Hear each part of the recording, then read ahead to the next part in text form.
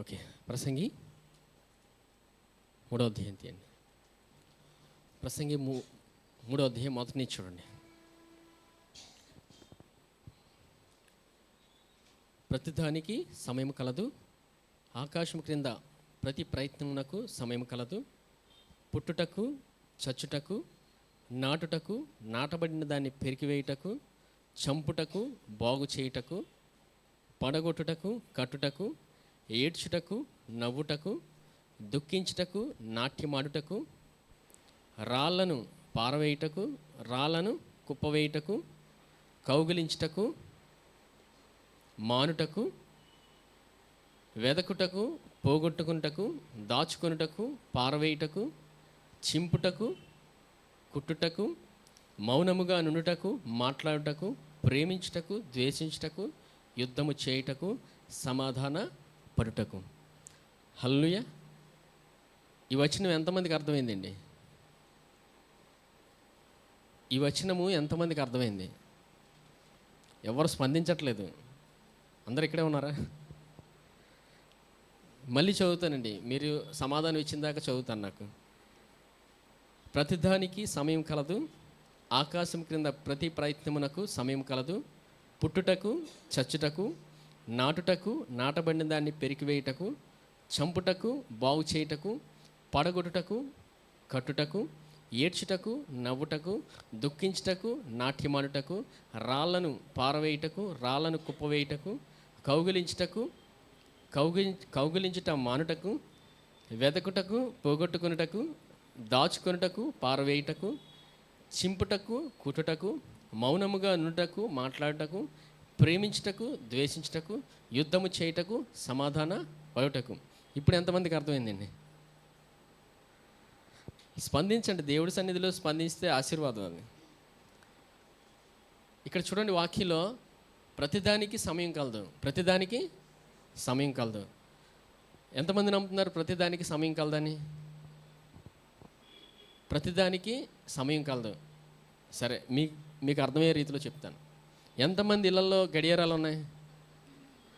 ఇప్పుడు అర్థమవుతుందండి. ఎంతమంది ఇళ్లలో గడియారాలు ఉన్నాయి? ప్రతిరోజు మనం సమయాన్ని చూస్తాం, అవునా? ఆఫీస్కి వెళ్ళినప్పుడు, వంట చేసుకున్నప్పుడు, అవునా? ఎక్కడికి వెళ్ళినా సమయాన్ని చూస్తాం. ఆ సమయాన్ని ఎవరు పెట్టారు? ఎవరు పెట్టారండి? గట్టిగా చెప్పండి. యేసుప్రభు పెట్టారు. ప్రతిదానికి సమయం పెట్టినప్పుడు సమయం అలాగే ఉండిపోతుందా, మారుతుందా? మారుతుంది. ఈ వచనంలో చూడండి, ప్రతి ఏడ్చుటకు, నవ్వుటకు, కౌగిలించుకున్నటకు, ముద్దు పెట్టుకున్నటకు, అవునా, ప్రేమించుటకు, యుద్ధం చేయుటకు, సమాధాన పడుటకు, అన్నిటికీ సమయం ఉందంట. ఎప్పుడు పెడితే అప్పుడు చేయం కదండి. ప్రతిదానికి సమయం కలదు. ఈ వచనం అర్థమైన వారు దేవుని వాక్యాన్ని ఇంకా నేర్చుకుంటారు. హల్లెలూయా. ఈ వచనం అర్థమవుతుండగా దేవుని వాక్యాన్ని, దేవుని దగ్గర ఎంత సమయం గడపాలో, దేవుడి గురించి ఇంకెంత తెలుసుకోవాలో ఈ వచనం అర్థమైతే మనకు అర్థమవుతుంది వాక్యం. అందుకే వాక్యాన్ని మనం జాగ్రత్తగా వినాలి. ఒక్కసారి వాక్యం వింటే అర్థమైపోతుంది అనుకోవడం అజ్ఞానం. వాక్యం వింటున్న కొలది అర్థమవుతుంది. హల్లెలూయా.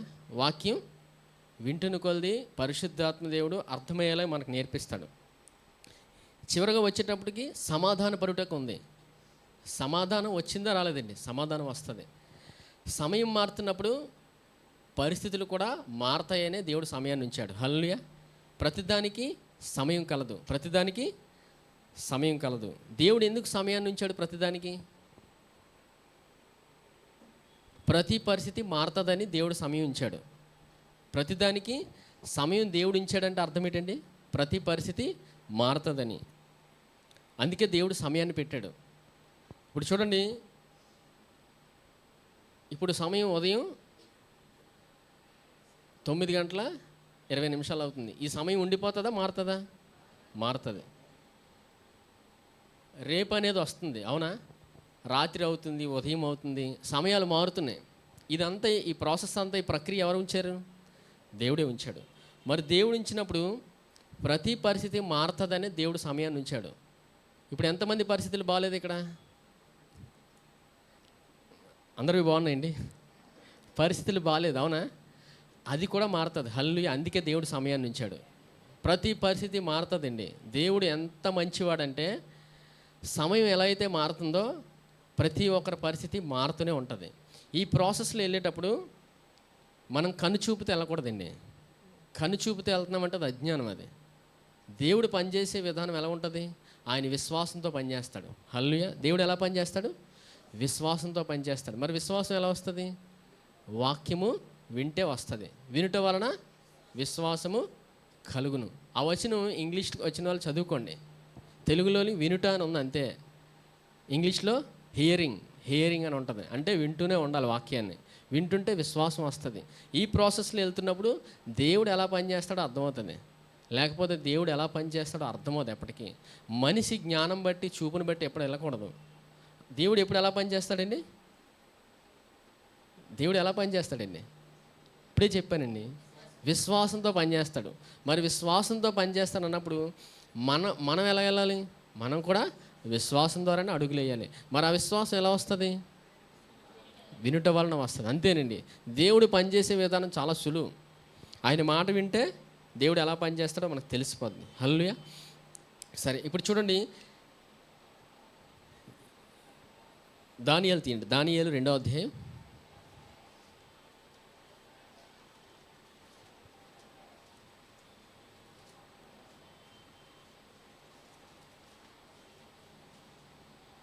రెండో అధ్యాయం 20వ వచనం చూడండి. దానియేలు 2వ అధ్యాయం 20వ వచనం. ఎట్లనగా దేవుడు జ్ఞానబలము కలవాడు, యుగములన్నిటిని దేవుని నామం స్తుతినందును గాక. ఆయన కాలములను సమయములను మార్చువాడై ఉండి రాజులను త్రోసివేయచ్చు నియమించు ఉన్నవాడును, వివేకులకు వివేకమును జ్ఞానులకు జ్ఞానమును అనుగ్రహించువాడునై ఉన్నాడు. ఆయన మరుగు మాటలను మర్మములను బయలుపరచును, అంధకారములోని సంగతులు ఆయనకు తెలియను. వెలుగు యొక్క నివాస స్థలము ఆయన యొద్దనున్నది. హల్లెలూయా.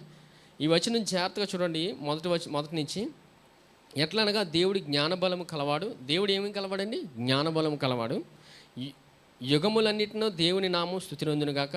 ఆయన కాలములను సమయములను మార్చువాడై ఉండి. దేవుడు కాలాలు సమయాలు ఎవరు మారుస్తున్నారండి? ఇప్పుడు దేవుడు మారుస్తున్నాడు. మనం బ్యాటరీ పెడితే తిరగట్లేదండి. గడియారం మనం బ్యాటరీ పెడితే తిరగట్లేదు. దేవుడు మన కొరకు ఉంచుకున్నాం అంతే.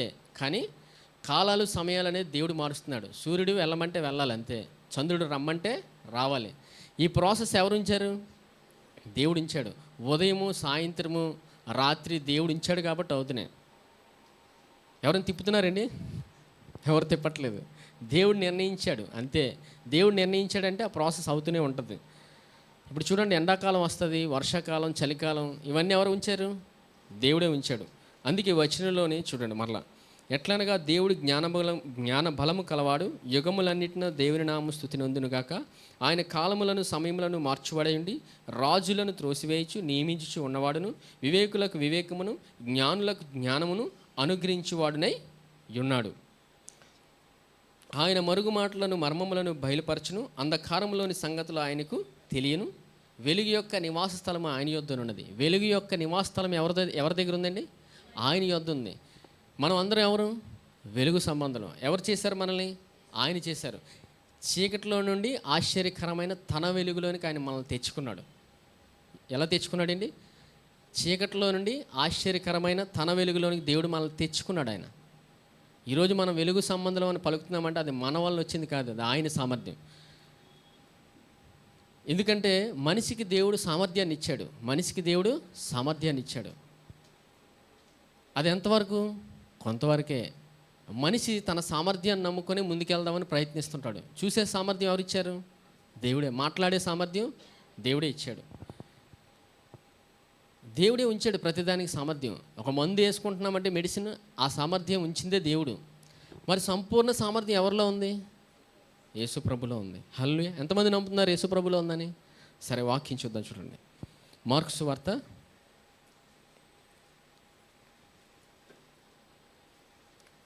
5వ అధ్యాయం తీయండి.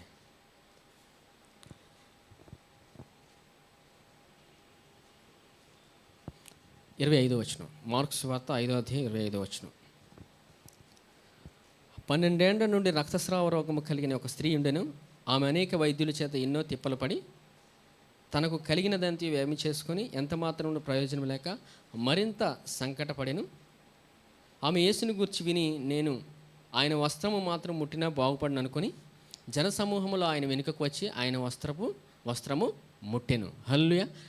ఈమె ఎవరో మనకు తెలిసండి. 12 ఏండ్ల నుండి రక్తస్రావం కలిగిన స్త్రీ. ఈమె ఏం చేసింది? వైద్యుల చేత ఎన్నో తిప్పలు పడిందంట. ఎన్నేళ్ళ నుంచి శ్రమ ఏంటి ఈవిడికి? 12 ఏళ్ళు. అన్ని సంవత్సరాల నుంచి ఆమె శ్రమ పడుతుంది, వైద్యుల చేత తిప్పలు పడుతుంది. అవునా? వైద్యుల్ని ఎవరిచ్చారు? డాక్టర్ని దేవుడే ఇచ్చాడు. డాక్టర్కి ఇచ్చింది సామర్థ్యం ఆయన ఇచ్చిందే, మెడిసిన్కి సామర్థ్యం ఇచ్చింది ఆయన ఇచ్చిందే. 12 సంవత్సరాల నుంచి తిప్పలు పడింది. ఆమె పరిస్థితి ఏం మారట్లేదు. గడ్డు పరిస్థితి అంటారు దాన్ని. ఏ పరిస్థితి అండి? ఇంకా ఆ పరిస్థితి మారదు, ఇంకా జరగదు అనే స్థితిలో ఉంది ఆమె. కానీ ఎవరి గురించి విన్నదామె? యేసు ప్రభు గురించి. ఏం విన్నదామె? సంపూర్ణమైన విడుదల ఆయన దగ్గర దొరుకుతుందని. అందుకే ఆమె బయటకు వచ్చింది ఇంట్లో నుంచి. ఎన్నాళ్ళ నుంచి బయటకు రాలేదు ఇంట్లో నుంచి. ఒకే ఒక్క సందర్భంలో ఇంట్లోంచి బయటకు వచ్చి ఉంటుంది ఆమె. హృదయంలో ఉన్నది ఒకటే ఆమెకి, డాక్టర్ దగ్గరికి వెళ్ళాలని, అంతే. అంతకు మించి ఆమె ఏ పని మీద బయటకు వచ్చి ఉండదు. ఎందుకు? రక్తము కారుతుంటే ఆమె ఎంత నలిగిపోయిందో. హల్లెలూయా. ఒక స్త్రీకి ఒక మనోవేదన అది. అన్ని సంవత్సరాల నుంచి నలిగిపోయిందంటే ఆమె ఎవరికి ఆ బాధ చెప్పుకోలేదు. డాక్టర్కి మాత్రమే చెప్పుకోగలదు. ఏ మనిషికి వివరించలేనిది, ఏ మనిషి తీర్చలేనిది అది. అందుకే ఏమని ఉంది వాక్యంలో చూడండి. 12 ఏళ్ళ నుండి రక్తస్రావం రోగం కలిగిన ఒక స్త్రీ ఉండెను. ఆమె అనేక వైద్యుల చేత ఎన్నో తిప్పలు పడి. ఒక వైద్యుడు, అనేక వైద్యులండి, అనేక వైద్యులు. ఎంతమంది డాక్టర్ల దగ్గర తిరిగింది ఆమె. ఎంతమంది డాక్టర్ల దగ్గరికి వెళ్ళినా ఆమెకి సమాధానం రాలేదు. ఎవరి గురించి విన్నది? యేసు ప్రభు గురించి విన్నది. హల్లెలూయా. ఆయన గురించి విన్నదంటే ఇంకా సంపూర్ణమైన విడుదల ఆయన దగ్గర మాత్రమే దొరుకుతుంది. మరి ఎందుకు యేసు ప్రభు వెనకాతలు వెళ్ళింది? మరి ముందుగా వెళ్ళి ముట్టుకోవచ్చు కదా ఆయన్ని. ఆ రోజుల్లోని అలాంటి స్త్రీ బయటికి రాకూడదు, మనుషుల మధ్యలోకి రాకూడదు. అలాంటి స్త్రీ అపవిత్రురాలు. ఎవరు? అపవిత్రురాలు. మనకు తెలుసు భారతదేశంలోని అటువంటి స్థితిలో ఉన్న ఆ స్త్రీని ఎవరు ముట్టుకోరు. అవునా? ఆమెను అదోలా చూస్తారు. అలాంటి స్త్రీ ఉన్నప్పుడు ఆమెకి ఒక మనోవేదనది. కానీ ఎవరి గురించి విని బయటకు వచ్చింది? యేసు ప్రభు గురించి ధైర్యంగా బయటకు వచ్చింది. అవునా? ఆమె అనుకుంది, నేను బయటికి వెళ్తే నన్ను అసహించుకుంటారు, నన్ను ఎవరు పట్టించుకోరు, నన్ను దూషిస్తారని. ఎందుకు? అదే కాలం అండి, ధర్మశాస్త్ర కాలం. అవునా? ధర్మశాస్త్ర కాలంలో అతి భయంకరంగా చూస్తారు. ఇప్పుడున్న భారతదేశంలోనే అటువంటి స్థితిలో ఉన్న స్త్రీని అలా చూస్తే ధర్మశాస్త్ర కాలంలో ఇంకా భయంకరంగా చూస్తారు. అంత అసహించుకుంటారు అటువంటి స్త్రీని. కానీ ఆమె ధైర్యం చేసింది. ఎవరి కోసం? యేసు ప్రభు కోసం. యేసు ప్రభు గురించి అడుగు వేసినప్పుడు జీవితం మారిపోద్ది. హల్లెలూయా. సంపూర్ణమైన విడుదల ఆయన దగ్గర మాత్రమే దొరుకుతుంది. ఈ భూమి మీద ఏ వైద్యుడి దగ్గర దొరకలేదా, ఏ మనిషి దగ్గర దొరకలేదా? సంపూర్ణ విడుదల ఆయన దగ్గర దొరుకుతుంది అని అడుగు వేసినప్పుడు విశ్వాసంతో జీవితం మారిపోద్ది. హల్లెలూయా. ఎందుకంటే సంపూర్ణ సామర్థ్యం ఆయన దగ్గరే ఉంది. 5వ వచనం చూడండి. జనసమూహంలో ఆయన వెనుకకు వచ్చి ఆయన వస్త్రము ముట్టెను, వెంటనే ఆమె రక్తధార కట్టెను. హల్లెలూయా. ఏమాగిందండి? ఆమె రక్తధార ఆగిపోయింది. కనుక తన శరీరంలోని ఆ బాధ నివారణ అయినదని గ్రహించుకొనెను. వెంటనే యేసు తనలో నుండి ప్రభావం బయలువెళ్ళని తనలో తాను గ్రహించి జనసమూహంపై తిరిగి, నా వస్త్రము ముట్టినది ఎవరైనా అడుగగా, ఆయన శిష్యులు, జనసమూహము నీ మీద పడుచున్నట్టు చూస్తున్నావే, నన్ను ముట్టినది ఎవడైనా అడుగుచున్నావా అనిరి. ఆ కార్యం చేసిన ఆమెను కనుగొనవాలని ఆయన చుట్టూ చూచెను. అప్పుడు ఆ స్త్రీ తనకు జరిగినది ఎరిగి భయపడి వణకుచూ వచ్చి ఆయన ఎదుట సాగిలపడి తన సంగతి అంతది ఆయనతో చెప్పెను. హల్లెలూయా. చూసారు ఆమె ఎంత భయపడుతుందో? భయపడుతుంది, వణుకుతుంది అంటే అర్థం ఏంటి? ఆ రోజుల్లోని ఆమెకి విలువ లేదు. ఆమెను దూషించారు, ఆమెని అవమానిస్తారు. ఆమె బయటికి రాకూడదు, ఎవరిని ముట్టుకోకూడదు. అంతమంది డాక్టర్లతో వెనకాతలు తిరిగి అవలేదంటే ఆ వీధిలోని ఆ ఊర్లో మొత్తం ఆమె గురించి తెలిసి ఉండొచ్చు. అంతమంది డాక్టర్ల దగ్గరికి వెళ్ళిపోయిందంటే మొత్తం అందరికీ తెలిసిపోయి ఉండొచ్చు. ఇప్పుడు చూడండి, మనకు జలుబు వస్తేనే ఒక్క తుమ్మితే, అవునా, ఇది ఇంకోటి కరోనా టైము, అవునా, దగ్గరకు కూడా రానివ్వరు. అలాంటిది ఆమె పరిస్థితి. 12 సంవత్సరాల నుంచి తిరుగుతూ ఊరు తెలిసి ఉంటుంది ఆమె గురించి. ఆమెను ఇంకెంత ఆశయించుకుని ఉంటారు. అందుకే ఆమె భయపడుతుంది. భయపడుచు వణుకుచు ఆయన ఎదుట సాగిలపడి తన సంగతి ఎంతయో ఆయనతో చెప్పెను. 34వ వచనం. అందుకు ఆయన, కుమారి, నీ విశ్వాసం నిన్ను స్వస్థపరిచెను, సమాధానం గలదానమై పొమ్ము, నీ బాధ నివారణై నీకు స్వస్థత కలుగుగా కానీ ఆమెతో చెప్పెను. యేసుప్రభు ఏం పలికారు? నీ విశ్వాసం నిన్ను స్వస్థపరిచెను. ఆ విశ్వాసం ఎక్కడిది ఆమెకి? ఆయన గురించి ఎప్పుడైతే వింటామో మనలో విశ్వాసం వస్తుంది. విశ్వాసం వచ్చినప్పుడు మనం అడుగు వేయగలం. విశ్వాసం లేనప్పుడు అడుగు వేయలేం. చూపు ద్వారా వెళ్ళిపోతాం. చూపు ద్వారా వెళ్ళిపోతే మనుషులు ఏం చేస్తారో కూడా తెలియదండి. దేవుడు ఎలా పనిచేస్తాడు? చూపు ద్వారా పనిచేస్తాడా? విశ్వాసం ద్వారా పనిచేస్తాడా? సమూయేలుని దేవుడు పంపించాడు. ఎందుకు? దావీదుని అభిషేకించడానికి. అభిషేకించడానికి వెళ్ళినప్పుడు సమూయేలు ఎలా వెళ్ళాడు? కంటి చూపుతో వెళ్ళాడు. అవునా? కళ్ళెదురుగా ఎస్సీ కుమారులు కనబడుతున్నారు. ఎలాగా? ఎత్తుగా కనబడుతున్నారు. ఎత్తుగా కనిపించినప్పుడు సమూయేలుకి హృదయంలో ఏమనిపించింది? చూడగానే ఈ వ్యక్తేనేమో అనుకున్నాడు. అవునా? కంటి చూపుతో వెళ్ళాడు. దేవుడు ఏమన్నాడు? దేవుడు ఏం చెప్పాడండి సమూయేలుకి? ఆ వ్యక్తి కాదు అన్నాడు. అంటే అర్థం ఏంటి? దేవుడు నిర్ణయించిన వ్యక్తి వేరు. దావీదుని దేవుడు నిర్ణయించాడు. సమూయేలు కంటి చూపుతో వెళ్ళాడు. దేవుడు హృదయాన్ని చూసి మాట్లాడతాడు. దేవుడు ఎలా మాట్లాడతాడండి? హృదయాన్ని చూస్తాడు. దేవుడు సమూయేలుకి అదే చెప్తాడు, నేను హృదయాన్ని లక్ష్యం చేస్తానని. ఎప్పుడైతే సమూయేలు దేవుడు పనిచేసే విధానం తెలుసుకున్నాడో అప్పటి వరకు ఓపిక పట్టాడు. ఎంత ఓపిక పట్టాడంటే దావీదు వచ్చిందాకా. సమూయేలు వెళ్ళినప్పుడు దావీదు లేడు ఇంట్లో. లేనప్పుడు దేవుడు మాట్లాడుతున్నాడు సమూయేలుతోను, నేను హృదయాన్ని లక్ష్యం చేస్తానని, నీవు చూపు ద్వారా వెళ్ళొద్దు, హృదయాన్ని లక్ష్యం చేస్తానని. దావీదు వచ్చినప్పుడు దేవుడు చెప్పిన వెంటనే సమూయేలు అభిషేకించాడు. అందుకే దేవునితో మనం సమయం గడిపినప్పుడు దేవుడు ఎలా పనిచేస్తాడో తెలుస్తుంది. లేదంటే మనం విశ్వాసంతో అడుగులు వేయాల్సిన మనం చూపు ద్వారా వెళ్ళిపోతాం. ఆ చూపు ద్వారా వెళ్ళడం అంటే ఏంటి? మనిషి సామర్థ్యాన్ని వాడడం. దేవుడు ఎప్పుడు మనిషి సామర్థ్యం ద్వారా పనిచేయడు, విశ్వాసం ద్వారా పనిచేస్తాడు. దేవుడు ఎలా పనిచేస్తాడండి? నీతిమంతుడు విశ్వాసం మూలముగా జీవించును. నీతిమంతుడు విశ్వాసం ద్వారానే అడుగులు వేస్తాడండి. మనిషి సామర్థ్యాన్ని బట్టి అడుగులు వేసి ఎంత దూరం వెళ్ళడు. ఒక సమయం వచ్చాక ఆగిపోతాడు. ఆగిపోవడమే కాదు, ఒక సంతతికే ఒక విధంగా తయారైపోతాడు మనిషి. మనిషి సామర్థ్యం ద్వారా వెళ్ళినప్పుడు మనం ఎవరిని ప్రభావితం చేయలేము. హల్లెలూయా. ఎవరిని ప్రభావితం చేయలేదండి. ఎవరిని చేయలేము ప్రభావితం. ఇంకా తర్వాత జనరేషన్, తర్వాత వచ్చే సంతతికి మనం వారికి ఒక మాదిరిగా ఉండలేము. వారు నష్టం కలిగేవారిగా అయిపోతారు వాళ్ళు. ఎందుకంటే వారికి జ్ఞానం ఉండదు. మనిషి సామర్థ్యంతో వెళ్ళినప్పుడు జ్ఞానం ఉండదండి. జ్ఞానం లేనప్పుడు తర్వాత తరం వారికి కూడా మనం జ్ఞానం ఇవ్వలేము. జ్ఞానం లేనప్పుడు మనం జ్ఞానం ఇవ్వలేము. మరి జ్ఞానం ఎక్కడ దొరుకుతుంది? ఆయన దగ్గర మాత్రమే దొరుకుతుంది. ఈమె ఏం చేసింది? వెతికింది ఎక్కడ నాకు విడుదల వస్తుందని. అనేక మంది వైద్యుల దగ్గరికి వెళ్ళింది విడుదల కోసం, దొరకలేదు. చివరికి ఎవరి దగ్గర కనుగొంది? యేసు ప్రభు కోసం ఎప్పుడైతే విన్నాదో ధైర్యంగా బయటకు వచ్చింది. అప్పటికి భయపడుతూనే ఉంది, వణుకుతుంది, ఎవరేమనేస్తారని. ఆ వణుకుతోనే బయటకు వచ్చింది. వణుకుతోనే యేసుప్రభుని ముట్టుకుంది. యేసుప్రభు దగ్గర విడుదల పొందుకుందా లేదండి? ఆయన పిలిచినప్పుడు కూడా వణికింది. అవునా? అప్పుడు యేసుప్రభు వారు పలికిన అద్భుతమైన మాట ఏంటి చూడండి. 34 కుమారి, నీ విశ్వాసం నిన్ను స్వస్థపరిచును, సమాధానం గల దానివై పొమ్ము, నీ బాధ నివారణ అయి నీకు స్వస్థత కలుగుగాకని ఆమెతో చెప్పెను. మనకు విశ్వాసం లేకపోవచ్చండి, భయం ఉండొచ్చు, వణుకు ఉండొచ్చు. అవునా? ఆయన మాట వింటే విశ్వాసం వస్తుంది.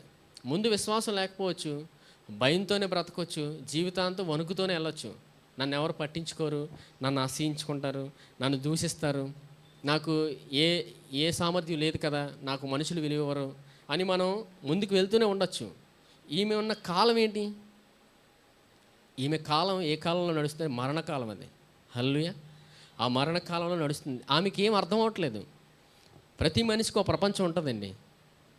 ప్రతి మనిషికి ఒక ప్రపంచం ఉంటుంది. కొంతమందికి ఆడుకునే ప్రపంచం ఉంటుంది, చిన్నపిల్లలకి. పెద్దవాళ్ళకి మాట్లాడే ప్రపంచం. అవునా? ప్రతి మనిషికి ఒక ప్రపంచం ఉంటుంది. కొంతమందికి ఇంకా కొంచెం ఎదిగిన వాళ్ళకి వీడియో గేమ్ ఆడే ప్రపంచం ఉంటుంది. ఎంతసేపు వాళ్ళు వీడియో గేమ్లోనే ఉంటారు. అది వాళ్ళ ప్రపంచం. ప్రతి మనిషి ఒక ప్రపంచాన్ని ఎంచుకుంటాడు. కొంతమందికి బాగా తిరిగే ప్రపంచం ఉంటుంది, ఊర్లు తిరుగుతారు వాళ్ళు. కార్లు వేసుకొని బైక్స్ అది ప్రపంచం వారు ఎంచుకుంటారు. అలా వెళ్ళకూడదని కాదు, మనిషి ఏది ఎంచుకుంటే అందులోకి వెళ్తాడు. కానీ ఈమె ఏమి ఎంచుకుంది? ఆయన ఒక్కసారి తాకాలని ఎంచుకుంది. హల్లెలూయా. ఆమె ఎప్పుడైతే ఎంచుకొని ధైర్యంగా బయటకు వచ్చిందో విడుదల పొందుకుంది. ఈమె యొక్క మరణకాలం ఏ కాలంలోకి వచ్చింది? మరణకాలం ఏ కాలం అండి? స్వస్థత కాలంలోకి వచ్చింది. విడుదల కాలం. కాలం మారిందేలేండి, మారుతుంది. యేసు ప్రభు దగ్గరికి వస్తే కాలాలేండి ఏమైనా మారుతాయి. ఆయనే సమస్తానికి ఆధారభూతుడు, సమస్తం చేసిందే ఆయన. ఆయన యొద్దకు మనం వచ్చినప్పుడు మన జీవితంలో ప్రతి పరిస్థితి మారి తీరుతుంది. ఈమె పరిస్థితి మారిందా లేదండి? మారింది. అందుకే దానియేలు కూడా ధైర్యంగా జ్ఞానంతో, దేవుడి జ్ఞానంతో మాట్లాడుతున్నాడు. చూడండి, మళ్ళీ దానియేలు గ్రంథం రండి. ఇక్కడ చూడండి దానియేలు ఏం మాట్లాడుతున్నాడు. 2వ అధ్యాయం 20వ వచనం. ఎట్లనగా దేవుడు జ్ఞానబలం కలవాడు, యుగములన్నిటినూ దేవుని నామస్తుతి నొందునుగాక. ఆయన కాలములను సమయములను మార్చువాడయండి, రాజులను త్రోసివేయించి నియమించి ఉన్నవాడును, వివేకులకు వివేకమును, జ్ఞానులకు జ్ఞానమును అనుగ్రహించేవాడునై ఉన్నాడు.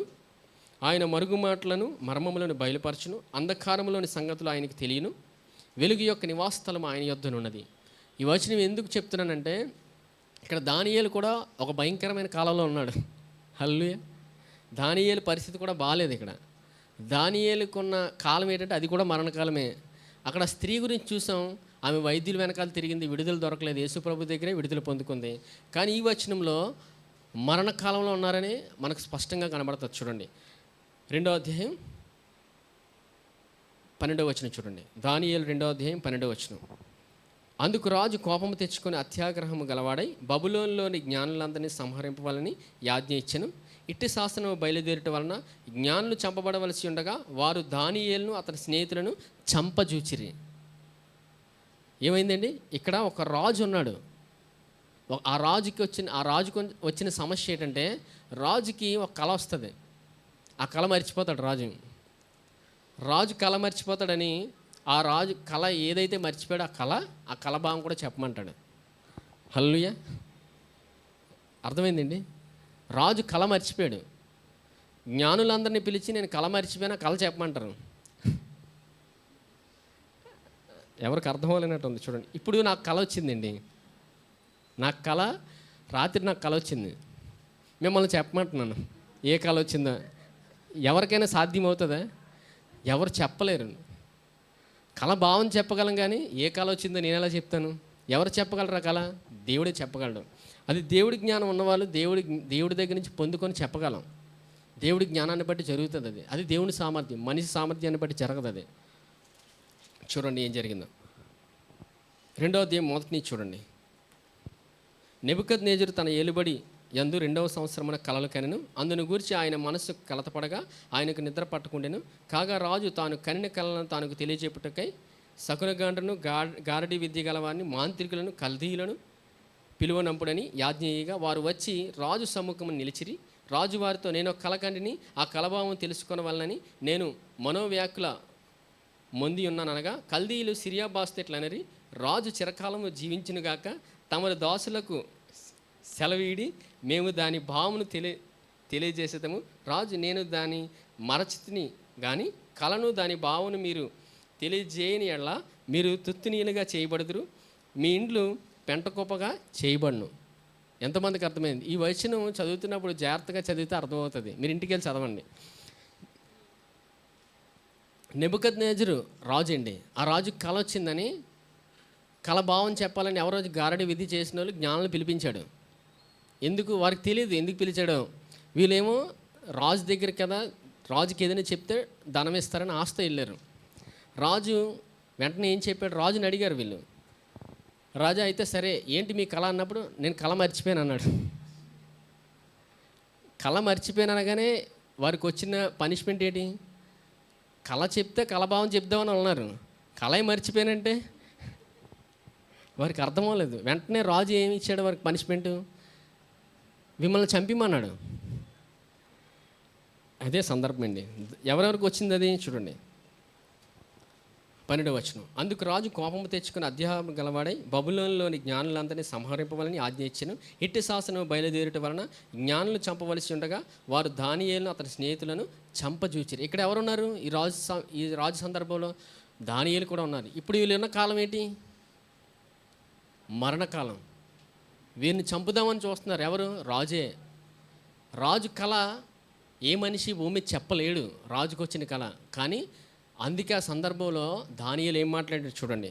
20వ వచనం. ఎట్లనగా దేవుడు జ్ఞానుల బలము కలవాడు, యుగములన్నిటిని దేవుని నామ స్తుతినందును గాక. ఆయన కాలములను సమయములను మార్చువాడేయండి, రాజులను త్రోసివేయించి నియమించి ఉన్నవాడు, వివేకులకు వివేకమును జ్ఞానులకు జ్ఞానమును అనుగ్రహించేవాడనై ఉన్నాడు.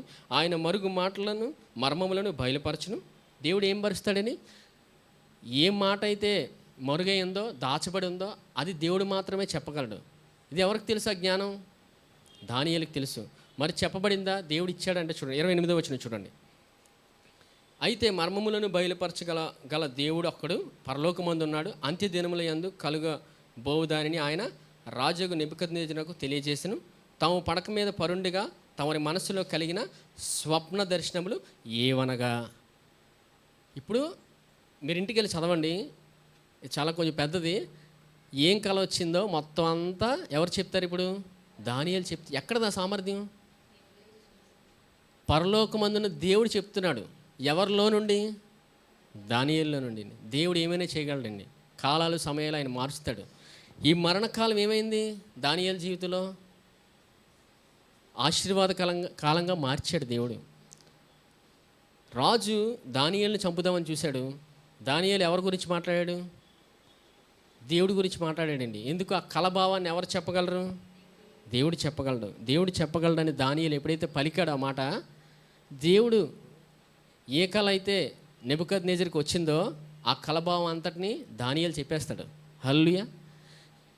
మనం దేవుని ఎంతగా నమ్ముతామో మనలో నుండి ఆయన సామర్థ్యం పనిచేస్తుందండి. మనం ఎటువంటి పరిస్థితుల్లో, మరణకాలంలో ఉన్నామా, ఆర్థిక పరిస్థితిలో ఉన్నామా, ఎటువంటి పరిస్థితిలో ఉన్నా ఆయన్ని నమ్మినప్పుడు, ఆయన మాట విన్నప్పుడు మనలో నుండి ఆయన సామర్థ్యం పనిచేస్తుంది. హల్లెలూయా. ఇప్పుడు రాజుకి ఆ కలభావాన్ని ఎవరు చెప్పారు? ఇప్పుడు దానియేలు చెప్పాడండి. చూడండి, అందుకే దానియేలు మాటల్లో కనబడుతుంది. చూడండి 28వ వచనం. అయితే మర్మములను బయలుపరచగల దేవుడు ఒక్కడు పరలోకమందు ఉన్నాడు. ఎక్కడున్నాడండి? పరలోకంలో ఉన్నాడు. ఆ కలభావాన్ని ఇప్పుడు చెప్పగలవారు ఎవరు? దేవుడు మాత్రమే. ఎవరిలో నుంచి దేవుడు పనిచేస్తున్నాడు? దానియేలులో నుంచి. దేవుడు ఒక మనిషిని వాడుకుంటాడండి. ఆ మనిషిలో నుంచి దేవుడు పనిచేస్తాడు. హల్లెలూయా. దేవుడు మనకి ఇంత కృపనిచ్చాడు. దేవుడు మనకి ఎంత కృప ఇచ్చాడండి? మన ఊహకు కూడా అందదు అది. హల్లెలూయా. మనం ఎంత ఊహించినా అర్థమవుదు మనకి. దేవుడు అంతగా కృప ఇచ్చాడు. మరింత కృప ఇచ్చినప్పుడు మనం ఎంతగా అనుభవిస్తున్నాం జీవితంలో. మరి ఇక్కడ దానియేలు అనుభవించాడంటే అనుభవించాడు. దానియేలు ఆ కలభావాన్ని చెప్పాడు. మీరు ఇంటికి వెళ్ళి చదవండి ఎంత స్పష్టంగా చెప్తాడో. కళ ఏంటో తెలియదు, కానీ కళ ఏంటో చెప్పాడు. కలభావం కూడా చెప్పేస్తాడు దానియేలు. దానియేలు అంతగా దేవుడి చేత జ్ఞానాన్ని పొందుకున్న వ్యక్తి. ఎంతగా పొందుకున్నాడండి?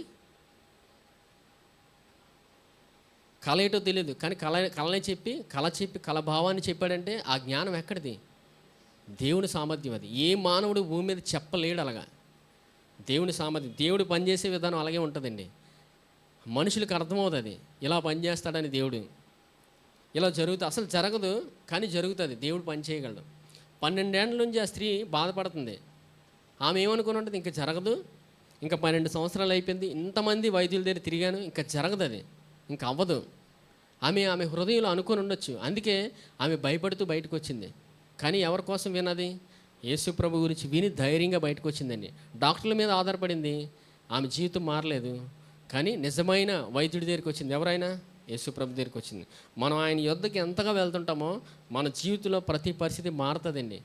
కాలాలు సమయాలు నిర్ణయించింది ఆయన. సమయం మారుతుంది, పరిస్థితులు కూడా మారిపోతాయి. హల్లెలూయా. మరి దేవుడు మనకి ఇంత కృప ఇచ్చినప్పుడు పౌలు ఒక వచనం రాస్తాడు కృప గురించి. చూడండి, హెబ్రీయులు రాసిన పత్రిక 12వ అధ్యాయం చూడండి. 12వ అధ్యాయం 15వ వచనం చూడండి. హెబ్రీయులు రాసిన పత్రిక 12వ అధ్యాయం 15వ వచనం. మీలో ఎవడైనా నువ్వు దేవుని కృపను పొందకుండా తప్పిపోనేమో అని, చేదైన వేరు ఏదైనా మొలిచి కలవరపరచడం వలన అనేకులు అపవిత్రులై పోదురేమని, ఒక పూట కూటి కొరకు తన జ్యేష్ఠత్వ హక్కును అమ్మివేసిన ఏసావు వంటి భ్రష్టుడైనను వ్యభిచారి అయిన ఉండునేమని జాగ్రత్తగా చూచుకొనుడి. ఈ వచనంలో ఏముందండి? పౌలు ఏం రాస్తున్నాడు చూడండి. మీలో ఎవడైనా దేవుని కృప పొందకుండా తప్పిపోనేమనియు. దేవుని కృప నుండి మరి తప్పిపోతారంటే తప్పిపోతారు. దేవుని కృప అంత అధికంగా ఉంది, జాగ్రత్తగా చూసుకోమంటున్నాడు. దేవుని కృప నుంచి వెళ్ళిపోవద్దని. చేదైన వేరు ఏదైనా మొలిచి కలవపరచడంలో అనేకులు అపవిత్రులై పోదురేమని. ఈ చేదైన వేరు మొలిస్తే అనేకులు అపవిత్రులు అయిపోతారంట. అంటే ఒక సంతానమే అపవిత్రులు అయిపోతారు. అది ఎలా జరుగుతుంది? అందుకే ఉదాహరణగా ఏసావు గురించి చెప్పాడు చూడండి. ఒక పూట కూటి కొరకు తన జ్యేష్ఠత్వం అమ్మివేసిన ఏసావు వంటి భ్రష్టుడైనను వ్యభిచారిని ఉండునేమని జాగ్రత్తగా చూచుకొనుడి. ఏసావు ఏం చేశాడు? కుటుంబంలో మొదటి కుమారుడికి మొదటి ఆశీర్వాదం వస్తుందండి. ఆ ఆశీర్వాదాన్ని వద్దనుకున్నాడు. దేనికి అమ్మేశాడు? ఏ కూర అండి? చిక్కుడుకాయ కూరకు అమ్మేశాడు. అవునా? ఇది మనకు తెలిసే సందర్భం. ఒక పూట కూటి కొరకు తన జ్యేష్ఠత్వ హక్కును అమ్మివేసిన హక్కు అంటది. ఏసావు వంటి భ్రష్టుడైన వ్యభిచారిని ఉండునేమని జాగ్రత్తగా చూసుకొనుడి. ఏసావు ఆ తరువాత ఆశీర్వాదం పొందగోరి కన్నీళ్ళు విడిచి దాని కోసరము శ్రద్ధతో వెతికినను మారు మనసు పొందని అవకాశము దొరకక విసర్జింపబడినని మీరు ఎరుగుదురు. తర్వాత ప్రయత్నించాడు, ఎంతో దొరకలేదు. అది దేవుడి కృప మన ఎడల అధికంగా ఉందండి. ఎంత అధికంగా ఉందంటే మనిషి ఊహకు అందదు అది. ఇక్కడ పౌలు ఏం రాస్తున్నాడంటే ఏసావు గురించి చూడండి, ఏం చేశాడో చూద్దాం. ఆదికాండం 25వ అధ్యాయం తీయండి.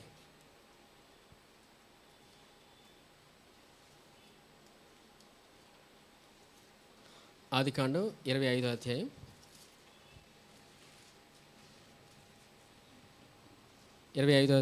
29వ వచనం చూడండి.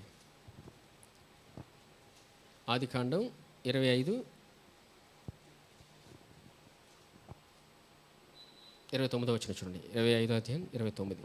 ఒకనాడు యాకోబు కలగూర వంటకము వండుకొని చుండగా ఏసావు అలసిన వాడై పొలముల నుండి వచ్చి, నేను అలసి ఉన్నాను, ఆ ఎర్రగా ఉన్న దానిలో కొంచెం దయచేసి నాకు పెట్టమని అడిగాను. అందుచేత అతని పేరు ఎదోము అనబడెను. అందుకు యాకోబు, నీ జ్యేష్ఠత్వము నేను నాకు ఇమ్మని అడుగుగా ఏసావు, నేను చావబోచున్నాను కదా, జ్యేష్ఠత్వం నాకెందుకనను. హల్లెలూయా. ఏమన్నాడండి? చావబోతున్నాను కదా, జ్యేష్ఠత్వము నాకెందుకు అనేసాడు. మొదటి కుమారుడికి దేవుడు గొప్ప ఆశీర్వాదం ఇస్తాడండి కుటుంబంలో. అదే వద్దనేసుకున్నాడు. ఏం జరిగింది చూడండి ఇక్కడ. నేను అలసి ఉన్నాను, ఆ ఎర్రగా ఉన్న దానిలో కొంచెం దయచేసి నాకు పెట్టమని అడిగాను. ఏంటండి? ఎర్రగా ఉందంట. ఎలా ఉంది? ఎర్రగా ఉంది. దేంతో వెళ్తున్నాడు మనిషి? కన్ను చూపుతో వెళ్ళాడండి. అంతగా వివరించాడంటే అర్థం ఏంటి? చూడండి, స్త్రీలు చీర చూసినప్పుడు ముందు ఏం చూస్తారు? రంగే కదండి, రంగే చూస్తారు. అవునా? అంటే దేంతో వెళ్తున్నాం? కన్ను చూపుతో వెళ్తున్నాం. అంటే వెళ్ళకూడదని కాదు, ఒక సామర్థ్యం అది దేవుడిచ్చాడు, దాన్నే వాడుతున్నాడు. దేని కొరకు వాడేశాడు? జ్యేష్ఠత్వం కొరకే కన్ను చూపుతో వెళ్ళిపోయాడు. దేనితో వెళ్ళాలి మనం? విశ్వాసంతో అడుగులు వేయాలండి. కానీ ఇక్కడ ఈ మనిషి ఎలాగెళ్తున్నాడు? కన్ను చూపుతో వెళ్ళి వివరిస్తున్నాడు చూడండి. 30వ వచనం. నేను అలసి ఉన్నాను, ఆ ఎర్రగా ఉన్న దానిలో కొంచెం దయచేసి నాకు పెట్టమని అడిగాను. అందుచేత అతని పేరు ఎదోము అనబడాను. ఏమయ్యాడండి? ఎదోము. ఈ ఎదోము సంతానం ఎంత దూరం వెళ్ళిందంటే ఏసావు వల్ల అనేక మంది అపవిత్రులు అయిపోయారు. ఈ వ్యక్తి గురించి ఒక అధ్యాయమే ఉంటుంది. ఈ ఏసావు సంతానం గురించి ఉపాధ్యాయ అంతా ఇతని కోసమే ఉంటుంది. అంతగా అపవిత్రుడు అయిపోయాడు. దేవుడిచ్చిన ఆశీర్వాదాన్ని వద్దనుకున్నాడు. దేవుని కృపను వద్దనుకున్నాడు. దేవుని కృపను వద్దనుకుంటే ఈ వ్యక్తి ఎలాగైతే తన గర్వంతో బ్రతికాడు. మనిషి తన సామర్థ్యాన్ని ఎంతగా నమ్ముతుంటాడో, గర్వం అది. గర్వంగా వెళ్తున్నప్పుడు ఆ వ్యక్తి ఏం అనుభవించడు జీవితంలో. చివరికి ఎంతో ప్రయత్నిస్తాడు.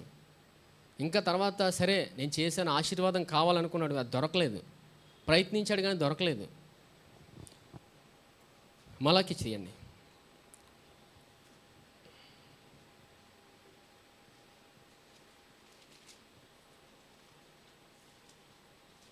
మలాకి 1వ అధ్యాయం చూడండి.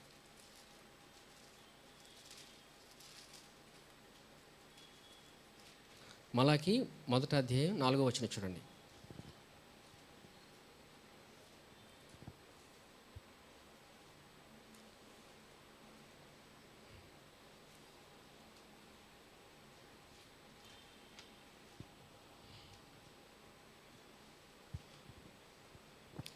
నాలుగో వచనం చూడండి. 1:4 మనము నాశనమైతిమి, పాడైన మన స్థలములను మరల కట్టుకుందాం రండని ఎదోమీయులు అనుకొందురు. అయితే సైన్యములకు అధిపతి యెహోవా సెలవిచ్చినదేమనగా, వారు కట్టుకొనను, నేను వాటిని క్రింద పడద్రోయును.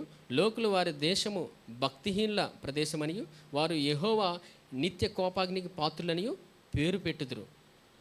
కన్నులారా దాన్ని చూసి ఇజ్రాయేలు సరిహద్దుల్లో యెహోవా బహుగనుడుగా ఉన్నాడని మీరందరూ. ఈ వచ్చిన అర్థం ఏంటంటే చూడండి, ఎదోమీయులు అనుకుంటున్నారు, ఏసావు సంతానం, మనము నాశనమైతిమి, పాడైన మన స్థలములను మరల కట్టుకుందాం రండని ఎదోమీయులు అనుకొందురు. అయితే సైన్యములకు అధిపతి యెహోవా సెలవిచ్చినదేమనగా, వారు కట్టుకొనను, నేను వాటిని కింద పడవేయుదును. వీళ్ళు ప్రయత్నిస్తున్నారు ఎదోమీయులు, మరలా మనం ఆశీర్వాదం తీసుకుందామని, మరలా ఆశీర్వాదం దగ్గరికి వెళ్దామని. దేవుడిచ్చిన ఆశీర్వాదం వద్దనుకున్నాడు. ఎవరు? ఏశావు. ఏశావు అంటే అర్థం ఏంటి? ఎదోము. అవునా? ఎదోమీయుడు అయ్యారు. ఈ ఎదోమీయుడి నుంచి అనేక సంతానం మొదలైంది. ఎలా మనిషి మారిపోతాడో చూడండి ఒకసారి. ఏజ్కేల్ తీయండి.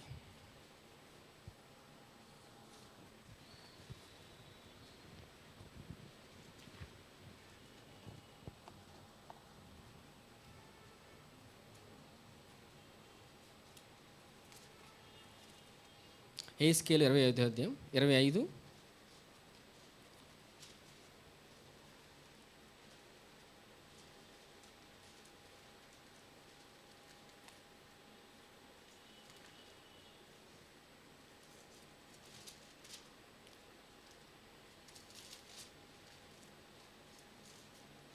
12 చూడండి. మరియు ప్రభువైన యెహోవా ఈ మాట సెలవిచ్చున్నాడు, ఎదోమీయులు యూదావారి మీద పగ తీర్చుకొనుచున్నారు, తీర్చుకొనుటలో వారు బహుగా దోషులైరి. గనుక ప్రభువైన యెహోవా సెలవిచ్చినది ఏమనగా, ఎదోమీ మీద నా చేయి చాపి మనుషులేమి పశువులేమి దానిలో నుండకుండా నేను సమస్తము నిర్మూలన చేయుదును. తేమాను పట్టణము మొదలుకొని నేను దాన్ని పాడు చేయుదును. దదాను వరకు జనులందరూ ఖడ్గము చేత కూలుదురు. నా జనులైన ఇజ్రాయేలు చేత ఎదోము వారి మీద నా పగ తీర్చుకొందును. ఎదోమీయులు విషయమై నా కోపమును బట్టి, నా రౌద్రుని బట్టి నేను ఆలోచించిన దానిని వారు నెరవేర్చుదురు. ఎదోమీయులు నా క్రోధము తెలుసుకొందురు. ఇదే యెహోవా వాక్కు. ఈ ఎదోమీయుల మీద ఎవరు అగ్ని వచ్చిందండి? దేవుని కోపాగ్ని వచ్చింది. ఎందుకు? వీరు యోధావారిని నాశనం చేస్తారు. యూదులు ఎవరండి వీరికి? యోధావారి మీద పగ తీర్చు యూదులు ఎవరు? యోధా సంతానం ఎవరండి? వీళ్ళు సహోదరులే. చివరికి యాకోబునే చంపుదామని చూస్తాడు ఏశావు. అవునా? యాకోబు ఎటువంటి వాడు? మోసం చేసినప్పటికీ చివరికి ఎవరి మీద ఆధారపడ్డాడు? దేవుని మీద ఆధారపడ్డాడండి. పరిస్థితి తన జీవితంలో ఏం బాగాలేదు, అందరూ విడిచిపెట్టారు, అందరినీ పక్కన పెట్టాడు. అవునా? అరణ్యంలోకి వెళ్ళిపోయి మనం చూసాం, పడుకున్నాడు. దేవుడు దర్శించాడు యాకోబుని. యాకోబు ఒక సందర్భంలో దేవుని విడిచిపెట్టడు. దేవుడు సమాధానం ఇచ్చిందాకా తన కాలు ఒక జాయింట్ ఊడిపోయినప్పటికీ దేవుని వదలడు. ఎవరు? యాకోబు. దేవుడి మీద ఆధారపడే వ్యక్తి యాకోబు. మొట్టమొదటి సమయంలోనే దేవుని ఆశీర్వాదాన్ని కోల్పోయిన వ్యక్తి ఎవరు? ఏశావు. చివరికి ఏశావు ఏం చేశాడు? తమ్ముడినే చంపుదామని చూస్తాడు. ఈ వ్యక్తి, ఎందుకు ఈ వ్యక్తి కోసం చెప్తున్నానంటే, ఈ వ్యక్తి ద్వారా అనేక మంది అపవిత్రులు అయిపోయారు. దేవుడి జ్ఞానం మనం పొందుకోలేనప్పుడు, దేవుడి మీద ఆధారపడలేనప్పుడు మనల్ని బట్టి ఒక సంతానం వస్తుందండి.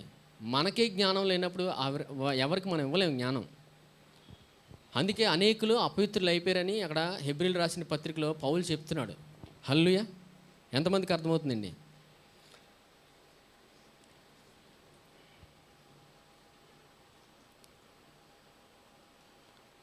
రెండవ దినవృత్తాంతములు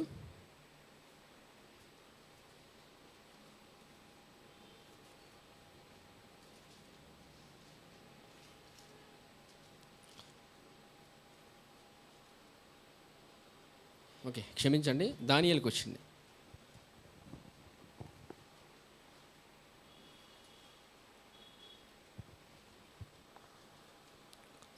దానియేలు 2వ అధ్యాయం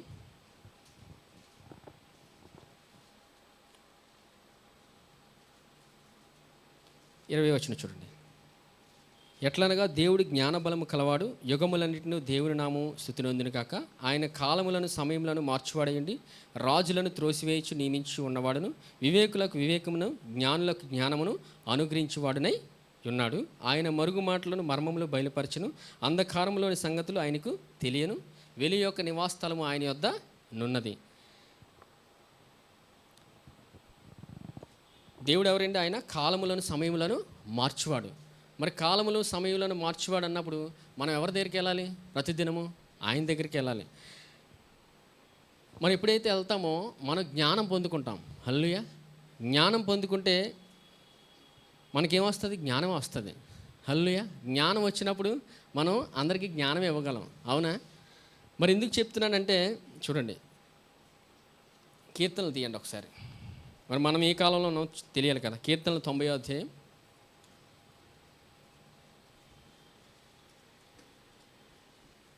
కీర్తనలు 90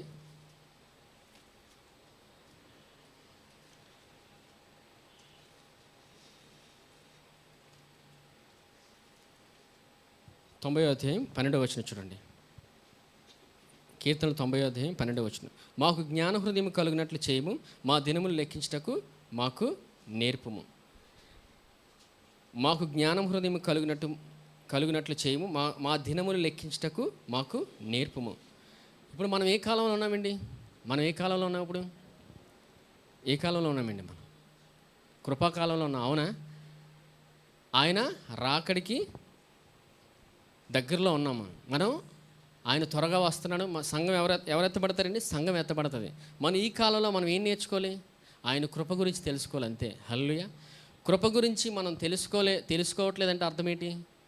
మన సామర్థ్యాన్ని వాడుతున్నాం. అక్కడ పౌలు, అందుకే చెప్పాను, పౌలు ఎందుకు రాయించాడంటే ఏశావు గురించి, ఏశావు తన సామర్థ్యాన్ని నమ్ముకొని కంటి చూపుతో వెళ్ళాడు. అవునా? కంటి చూపుతో వెళ్ళి తనను బట్టి అనేక మంది అపవిత్రులు అయిపోయారు. మనం నడవాల్సింది ఎలాగా? విశ్వాసంతో. మరి విశ్వాసం ఎలా వస్తుంది? వాక్యం వింటే వస్తుంది. ఈ వచనాన్ని బట్టి అర్థం ఏంటంటే, మాకు జ్ఞాన హృదయం కలుగునట్లు చేయమంటే అర్థం ఏంటంటే దినాలు లెక్కించమని. మనం కృపాకాలంలో ఉన్నాం. దేవుడు ఆ యేసుప్రభు వచ్చే కాలంలో ఉన్నాం. ఆయన ఎప్పుడు వస్తాడో ఎవరికి తెలియదు. అది మన సూచనలు బట్టి మనం వెళ్ళగలం. హల్లెలూయా. మనం వెళ్తున్నప్పుడు మనం ప్రతిదినం చేయాల్సిన పని ఏంటి? దినాలు లెక్కించడం. దినాలు లెక్క పెట్టడం అంటే చెప్పండి, నిన్న రేపు ఎల్లుండి అనుకుంటున్నారా? కాదండి. దినాలు లెక్కించడం అంటే మాకు నేర్పుమని ఉంది. హృదయాన్ని తీసుకొని వెళ్ళి ఆయన యొద్ద పెట్టడం. హృదయాన్ని ఏం చేయాలి? ఆయన యొద్ద పెడితే దినాలు ఎలా లెక్క పెట్టాలో ఆయన నేర్పిస్తాడు మనకి. మాకు జ్ఞాన హృదయం కలుగునట్లు చేయము, మా దినములు లెక్కించుటకు మాకు నేర్పుము.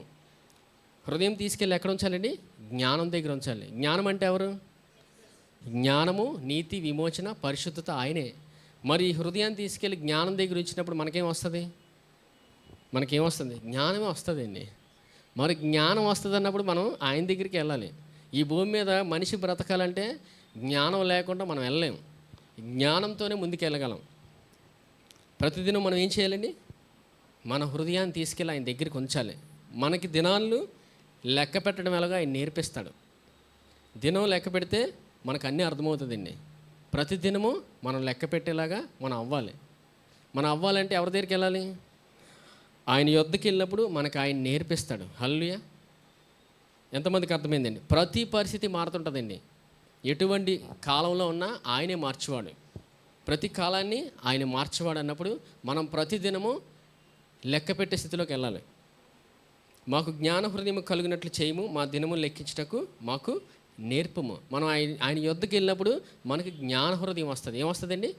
జ్ఞాన హృదయం వస్తుంది. యేసుప్రభు వారు కూడా అదే చెప్తారు. ఆయన ఒక దగ్గర చెప్తారు, మీ హృదయము కలవరపడనీయకుడి. మనకి ఆయన వినే సామర్థ్యం ఇచ్చాడు. వాక్యం వినేటప్పుడు మన హృదయం ఎలా ఉంటుందండి?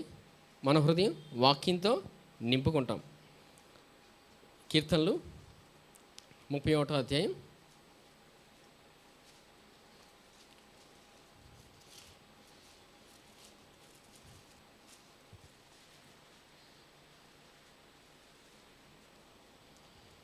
31:14 వచనం చూడండి.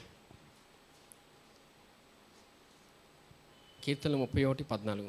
యెహోవా నీ యందు నమ్మకించున్నాను, నీవే నా దేవుడు అని నేను అనుకొనుచున్నాను. నా కాలగతులు నీ వశములో ఉన్నవి, నా శత్రువుల చేతుల నుండి నన్ను రక్షింపుము, నన్ను తరుము వారి నుండి నన్ను రక్షింపుము. ఇక్కడ దావీదుకి తెలుసండి, కాలగతులన్నీ ఎవరి చేతిలో ఉన్నాయి? దేవుని చేతిలో ఉన్నాయండి. మన జీవితమే ఆయన చేతిలో ఉంది. హల్లెలూయా. నా కాలగతులు నీ వశంలో ఉన్నవి, నా శత్రువుల చేతుల నుండి నన్ను రక్షింపుము, నన్ను తరుము వారి నుండి నన్ను రక్షింపుము. ఇక్కడ దావీదు ఏం చెప్తున్నాడు? దావీదుకి తెలుసు ఎంతమంది శత్రువులు వచ్చినా దేవుడే విడిపించేవాడని. ఎందుకు? కాలగతులన్నీ ఎవరి చేతిలో ఉన్నాయి? ఆయన చేతిలో ఉన్నాయి. మన సమయం అంతా ఎవరి చేతిలో ఉంది? ఆయన చేతిలోనే ఉంది. మన జీవితమే ఆయన చేతిలో ఉన్నప్పుడు, మనకు అధ్యక్షుడు ఆయన అయినప్పుడు మనం ఎవరి దగ్గరికి వెళ్ళి సమయం గడపాలి? ఆయన యొద్దకు వెళ్ళినప్పుడు దినాలు ఎలా లెక్క పెట్టాలో ఆయన నేర్పిస్తాడు. లేదంటే ఈ జీవితం ఏమవుతుంది, ఏం జరుగుతుందో తెలియట్లేదు, నా జీవితం ఏమవుతుందో నాకు ఒక అజ్ఞానంలో ఉంటాం.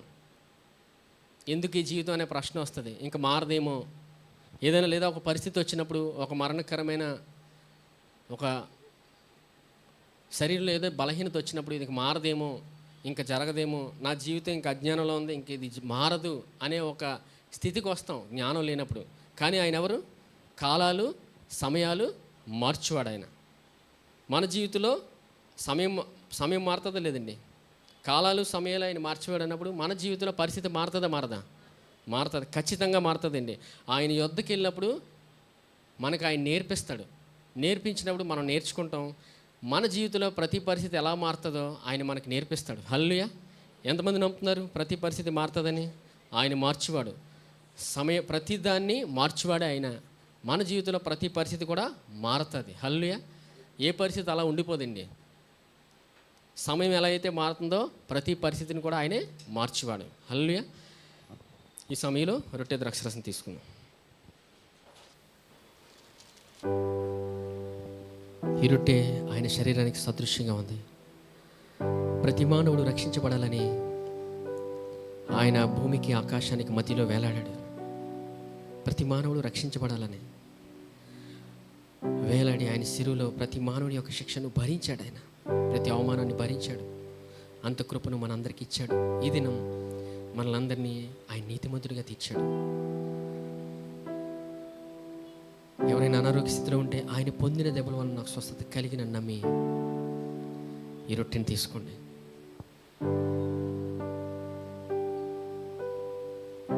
ఈ పాత్రలోనిది ఆయన రక్తానికి సాదృశ్యంగా ఉంది. ప్రతి మానవుడు రక్షించబడాలని ఆయన రక్తమంతటి చిందించాడు. ఆయన ఎంతగా చిందించాడంటే ఆయన్ని ఈ భూమి మీద ఎవరు ఏమి చేయలేరు, ఎవరు తాకలేరు. అయినా ఆయన ఇష్టపూర్వకంగా ఆయన రక్తాన్ని చిందించాడు. మనం ఆరోగ్యంగా ఉండాలని, మనం ఎప్పుడు ఆనందంగా ఉండాలని ఆయన రక్తాన్ని చిందించాడు. ఆయన రక్తంతో మనల్ని కడిగి నీతిమంతులుగా తీర్చాడు. ఈ సమయంలో నేను క్రీస్తు యేసునందు దేవుని నీతిని నమ్మి ఈ పాత్రలో తీసుకోండి. పరిశుద్ధుడైన తండ్రి, మీకు వందనాలు దేవా. దేవా, మీ గొప్ప కృపావాక్యాన్ని మీరు మాకు బోధించిన విధానం బట్టి వందనాలు. అవునయ్యా, మీ కృపను మా ఎడల అంత అధికంగా మీరు ఇచ్చిన విధానం బట్టి వందనాలు. ఈ కృప నుంచి వెళ్ళిపోవద్దని మీరు వాక్యం ద్వారా మీరు చూపిన విధానం బట్టి వందనాలు. అవునా, ఏశావు మీరు ఇచ్చిన గొప్ప జ్యేష్ఠత్వాన్ని వద్దనుకున్నాడు. ఆయన తన సామర్థ్యాన్ని వాడి కనుచూపుతో వెళ్ళి జ్యేష్ఠత్వాన్ని వద్దనుకున్నాడు. యాకోబు మీ మీద ఆధారపడి గొప్ప ఆశీర్వాదాన్ని పొందుకున్నాడయ్యా. తను మీకు ఎంత వ్యతిరేకంగా వెళ్ళినప్పటికీ ఒక సమయంలో మీ మీద ఆధారపడి గొప్ప ఆశీర్వాదాన్ని తన జీవితంలో అనుభవించాడు. ఆయన తను దీవించి తన సంతానం ద్వారా అనేక మందిని, దేవా, ఇప్పటి వరకు ఈ క్షణం వరకు మీరు అనేక మందిని మీరు రక్షించుకొని ఆశీర్వాదాన్ని అనుభవించేవారిగా మీరు చేస్తున్న విధానం బట్టి వందనాలు. అంత గొప్ప ఆశీర్వాదాన్ని మీరు మాకు ఇచ్చిన విధానం బట్టి వందనాలు. మీ కృపను మా ఏళ్ళ అంత అధికంగా మీరు చూపుతున్న విధానం బట్టి వందనాలు. ఎందుకంటే దేవా, కాలాలు సమయాలు మార్చేవారు మీరు నాయన. కాలాలు సమయాలు నిర్ణయించింది మీరు నాయన. ఈ దినం మా జీవితంలో ప్రతి పరిస్థితిని మీరు మారుస్తున్న విధానం బట్టి వందనాలు. కాలాలు సమయాలు ఎలాగైతే మారుతున్నాయో ప్రతి పరిస్థితి, ఇబ్బంది పెట్టే ప్రతి పరిస్థితిని మీరు మారుస్తున్న విధానం బట్టి వందనాలు. అందుకేనన్నా దినాలు లెక్కించమని మీరు వాక్యం ద్వారా మీరు నేర్పిన విధానం బట్టి వందనాలు. అవునయ్యా, ఎప్పుడైతే మీ వాక్యం దగ్గరికి మేము వస్తుంటామో జ్ఞాన హృదయం మాకు వస్తుందైనా. జ్ఞాన హృదయంతో మేము ముందుకు వెళ్ళగలం. అంత గొప్ప జ్ఞానాన్ని మీరు మాకు ఇచ్చిన విధానం బట్టి వందనాలు. దేవా, జ్ఞానమై ఉన్న దేవా మీకు వందనాలు. జ్ఞానము, నీతి, విమోచన మీరేనైనా. మీ వద్దకు మేము వస్తున్నప్పుడు జ్ఞానంతో మేము నింపబడుతున్న విధానం బట్టి వందనాలు. ఎంత గొప్ప కృపను మీరు మాకు ఇచ్చిన విధానం బట్టి వందనాలు దేవా.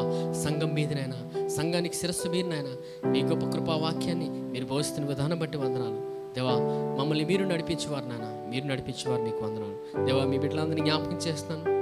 ఎవరైతే ఉద్యోగం వ్యాపారం చేస్తున్నారో ఆ జ్ఞానం మీ కృపను దయచేయండి. ఎవరైతే అనారోగ్య స్థితిలో ఉన్నారో ఇప్పుడే మీరు సంపూర్ణమైన విడుదల వారికి ఇచ్చినందుకు వందనాలు దేవ. ఎందుకంటే సంపూర్ణమైన విడుదల మీ దగ్గరే ఉంది నాయన, సంపూర్ణమైన సామర్థ్యం మీ దగ్గరే ఉంది నాయన. మేము మీ మీద ఆధారపడినప్పుడు మీరు ఇచ్చిన గొప్ప సామర్థ్యాన్ని, గొప్ప కృపను మేము అనుభవిస్తూనే వెళ్తుంటాం నాయన. ఇంత గొప్ప కృపను మీరు మా అందరికీ ఇచ్చిన విధానం బట్టి వందనాలు. ప్రతి పరిస్థితిని మీరు మా జీవితంలో మారుస్తున్న విధానం బట్టి వందనాలు. మీరు మాకు ఎలా నడవాలో, ఎలా ముందుకెళ్లాలో నేర్పిస్తున్న విధానం బట్టి వందనాలు. ఇంత గొప్ప జ్ఞానాన్ని, కృపను మీరు మాకు ఇచ్చిన విధానం బట్టి వందనాలు. ఇంకా మమ్మల్ని అందరినీ నడిపించుకొని మీరే మహిమ ఘనత పొందుకోమని నజరేయుడైన యేసుక్రీస్తు నామములో అడిగి వేడుకుంటున్నాం తండ్రి, ఆమేన్. యెహోవా నిన్ను ఆశీర్వదించి నిన్ను కాపాడును గాక. యెహోవా తన సన్నిధి కాంతి ప్రకాశింపజేసి నిన్ను కరుణించును గాక. యెహోవా తన సన్నిధి కాంతి ఉదయింపచేసి నీకు సమాధానము కలుగజేయును గాక. ఆమేన్.